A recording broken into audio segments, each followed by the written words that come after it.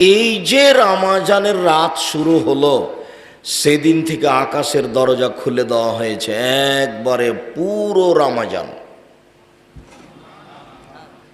আমি আর আপনি বুঝতে পারিনি রমজান কি জিনিস, যার কারণে আমাদের কাছে আসে আর চলে যায়, আসে আর চলে যায়। এই যে মহিলাগুলো যেমন রাস্তা ভর্তি আসলো, ঢং ঢং করে আসলো, ঢং ঢং করে চলে গেল। স্বামী যেমন স্বভাব, বউয়েরও তেমন স্বভাব। স্বামী যদি শক্ত হতো তাহলে গল্প জমাতে জমাতে আসতো আর চলে যেত। কই আমরা তো এটা ভাবতেই পারি না, এটা আমরা স্বপ্নেও ভাবতে পারি না যে বউ রাস্তায় গল্প করতে করতে আসবে, আবার গল্প করতে করতে চলে যাবে। দেখেন এখন আপনার মেয়ে রাস্তায় বসে আছে, এর উপরে ভ্যানের উপরে বড় মোবাইল হাতে আছে, এখন এই মুহূর্তটা আপনার মেয়ে। আপনি মনে করছেন এটা হিন্দুর মেয়ে? বাপ যেমন বেটি তেমন, বাপেরও স্বভাব যেমন খারাপ, বেটিরও স্বভাব তেমন খারাপ। কেন বাপ চোখে দেখতে পায় না? জন্ম দিতে পারলে বাপ হওয়া যায়? 30 বছর থেকে বলছি আপনাকে, কে বলেছে আপনি বাপ?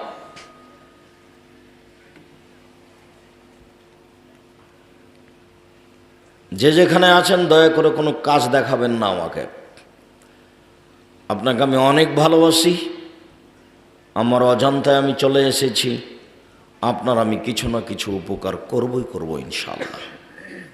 রমজান এমন একটা মাস, একেবারে প্রথম রাত থেকে নিয়ে শেষ দিন সূর্য ডুবা পর্যন্ত সব সময় আকাশের দরজা খোলা আছে। যা চান লুটে নেন, যা চান যেটা চাইবেন।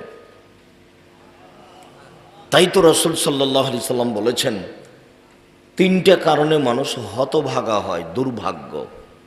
তার একটা হলো এই, বৃদ্ধ পিতামাতাকে পাওয়ার পরেও যদি তার পাপ মোচন না হয় তাহলে ও হতভাগা মানুষ। কেন হলো না? সম্মান সেবা করে পাপ মোচন করে নিবে।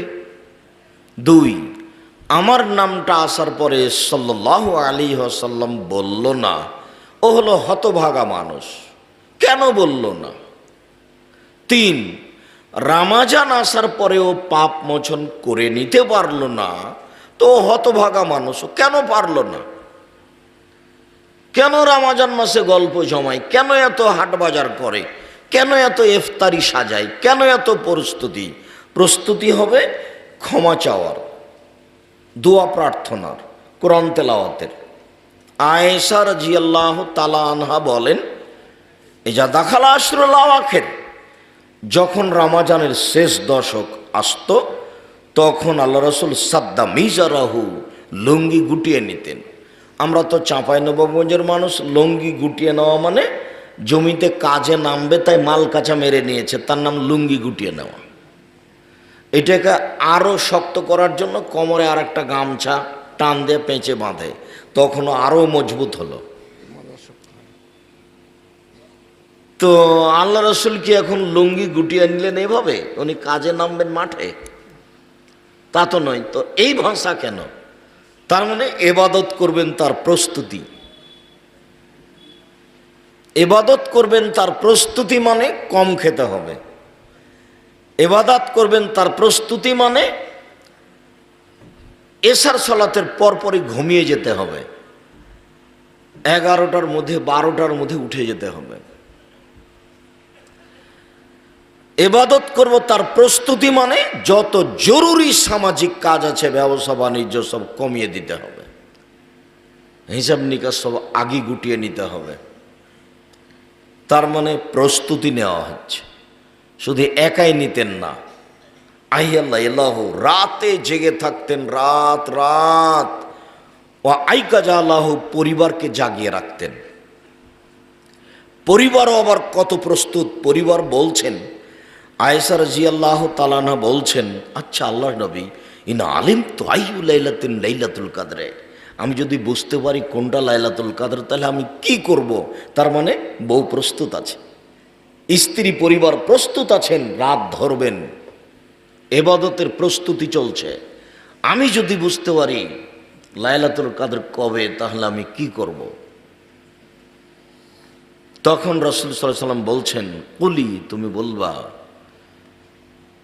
আল্লাহুম্মা ইন্নাকা আফুবুন তুহিব্বুল আফওয়া ফা'ফু আন্নি। এখন তো টাকা গণনা করা হবে না, আমি তো এটা খেয়াল করিনি।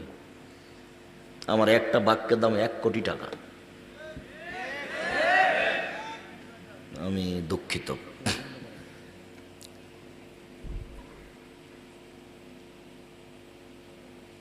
রাসূল সাল্লাল্লাহু আলাইহি সাল্লাম বললেন, তুমি বলো। 3টা বাক্য বলে দিলেন, বলো ইন্নাকা আফুবুন। বলার সাজ গতি কেমন দেখেন না।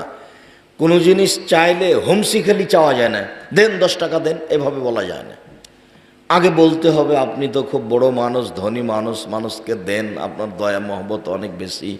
তা আল্লাহকেও কিছু বলা লাগে, ও প্রশংসা প্রিয় সত্তা, ওই প্রশংসা না করলে উনি খুশি হন না। তো এখন আল্লাহ নবী বলছেন, ঠিক আছে তুমি বলো, কি বলবে? আল্লাহুম্মা ইন্নাকা আফুবুন, আল্লাহ নিশ্চয়ই তুমি ক্ষমাশীল। এটা প্রথম বাক্য। হ্যাঁ, ক্ষমা তো তুমি তো ক্ষমাশীল। তুহিব্বুল আফওয়া, তুমি তো ক্ষমাকে ভালোবাসো। এখনো কিন্তু নিজেরটা হয়নি। হ্যাঁ, আল্লাহ নিশ্চয়ই তুমি ক্ষমাশীল, তুমি তো ক্ষমাকে ভালোবাসো। যেহেতু তুমি ক্ষমাশীল, যেহেতু তুমি ক্ষমাকে ভালোবাসো, তো ফা'ফু আন্নি, তাহলে আমাকে ক্ষমা করে দাও। যদি 2টা তোমার হয়তো একটা আমার। শেষ বাক্য আমার, প্রথম 2 বাক্য তোমার। প্রথম বাক্য তুমি ক্ষমাশীল, এটা তোমার। দ্বিতীয় বাক্য তুমি ক্ষমাকে ভালোবাসো, এটাও তোমার। এবার আমার, ফা'ফু আন্নি, আমাকে ক্ষমা করে দাও। যেমন সত্তা তেমন কাজ করে দাও। হ্যাঁ আয়েশা, এইটা বলবা তুমি? ঠিক ঠিক আছে, আমি এইটা বলবো। আপনি কখন বলেন? আপনার দিন কিভাবে কাটে? বইয়ের যেভাবে কাটে। আপনাকে আমি কষ্ট দিতে আসিনি, আপনাকে দেখলাম আমাকে ভারী লাগে।